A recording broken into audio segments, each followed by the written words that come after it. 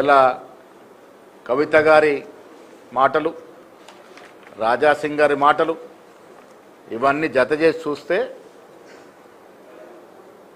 BRS party బీజేపీలో విలీనానికి ఎంతో దూరంలో లేదు. ఇలా కవిత గారి మాటలకి, కవిత గారు వేసే ప్రశ్నలకి కేటీఆర్ కానీ కేసీఆర్ కానీ జవాబు చెప్పలేని పరిస్థితి. ఎందుకంటే ఆమె కొంత వాస్తవం, ఆమె మాట్లాడేదంటే కొంత వాస్తవం ఉందని అర్థమవుతా ఉంది.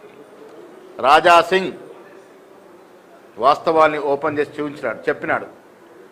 కిషన్ రెడ్డి గారు మీకు దమ్ముందా రాజాసింగ్ చేసిన ప్రశ్నలకు జవాబు చెప్పేది? ఫస్ట్ ఆ మాటలకు మీ శాసనసభ్యుడు, మీ పార్టీలో 15-20 ఏళ్ళుగా ఉన్న శాసనసభ్యుడు మీ మీద ప్రశ్నలు వేస్తా ఉన్నాడు. జవాబులు చెప్పండి. మొదలుగా రాహుల్ గాంధీ విమర్శించే ముందు వారి మాటలకు జవాబు చెప్పండి. ఇవి చెప్పకుండా ఇలా దేశానికి దశ దిశను రాహుల్ గాంధీ గారి మీద నోరు పారేసుకోవడం అనేది ప్రజలు మిమ్మల్ని సహించరు. ఇదో